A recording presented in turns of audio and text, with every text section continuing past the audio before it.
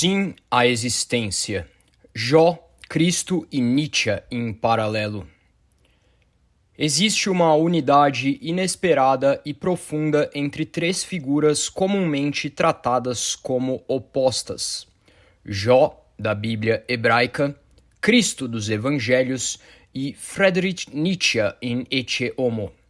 Apesar de vastas diferenças de doutrina e visão de mundo, eles convergem para a mesma postura existencial, uma afirmação radical da vida diante do sofrimento. A significância de cada um reside não primariamente na teologia, ética ou metafísica, mas na atitude que adotam diante do próprio ser. Jó está no alvorecer dessa tradição. Ele é a figura do sofrimento inocente. Privado de riqueza, filhos, saúde e honra social, Jó não recebe nenhuma explicação proporcional à sua perda.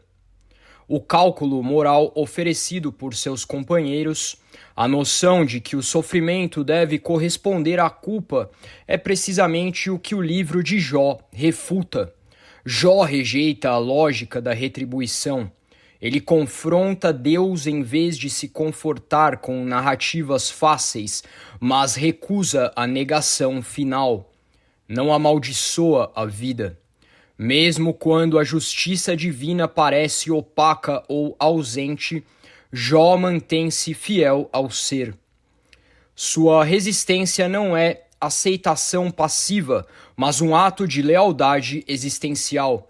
Ele permanece engajado com a existência, apesar de sentir-se abandonado por sua fonte última.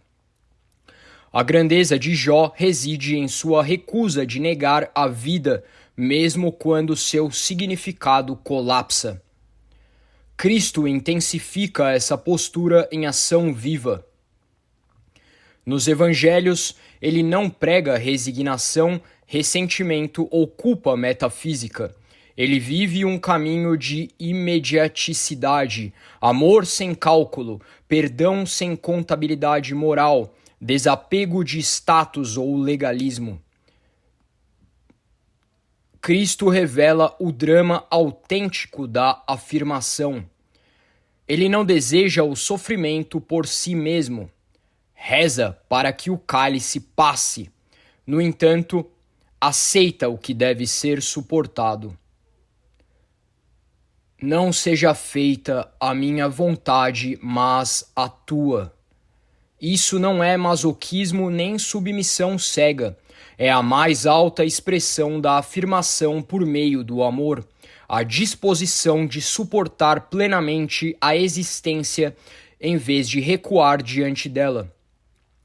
Para Cristo, a vida não é justificada pelo poder ou pelo sucesso, mas pela fidelidade ao amor, mesmo sob o peso da injustiça.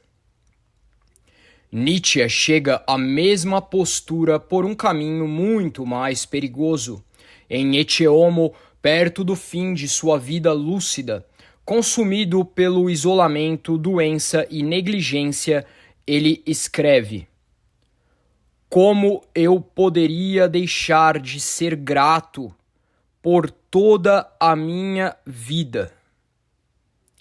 Essa declaração não contém refúgio teológico algum. Não há justiça oculta, nenhum arco redentor garantido pela divindade, nenhuma promessa de que o sofrimento seja compensado em outro lugar. Nietzsche afirma a existência sem justificação, o que é mais radical do que tanto quanto Jó quanto Cristo ousaram ser. Onde Jó confia em Deus e Cristo se submete ao propósito divino, Nietzsche elimina completamente o fiador cósmico. Seu amor fati, amor ao destino, declara que mesmo o sofrimento não deve apenas ser suportado, mas amado, não como compensação por algo superior, mas como intrínseco à própria plenitude da vida. É nesse ponto que Nietzsche mais se assemelha a Cristo em vez de se opor a ele. Nietzsche distinguiu explicitamente entre Jesus e o cristianismo, identificando Paulo e não Cristo como o arquiteto de uma religião de culpa, ressentimento e negação moral. Para Nietzsche, Cristo não foi um teólogo, mas um exemplo vivo de como habitar a existência diretamente. A Igreja inverteu esse exemplo em sistemas de culpa, consciência de pecado e consolo outro mundano, estruturas que Nietzsche desprezava como negadoras da vida. O que Nietzsche buscou, em última análise, foi a mesma atitude espiritual encarnada por Cristo, uma alma livre de ressentimento contra a existência. Mas, diferentemente de Cristo, Nietzsche não fundamentaria sua afirmação no amor divino. Em vez disso, exigiu que o ser humano se tornasse forte o suficiente para afirmar a vida sem assistência metafísica. Sua doutrina do eterno retorno, o desafio de querer cada momento de sua vida novamente e novamente, não era metafísica, mas uma filtragem espiritual. Somente aqueles que conseguem dizer sim à existência, mesmo quando imaginada como infinitamente recorrente, são verdadeiros seres afirmativos. A lealdade de Jó à vida, a fidelidade de Cristo ao amor e a gratidão de Nietzsche pelo destino são três expressões do mesmo núcleo existencial.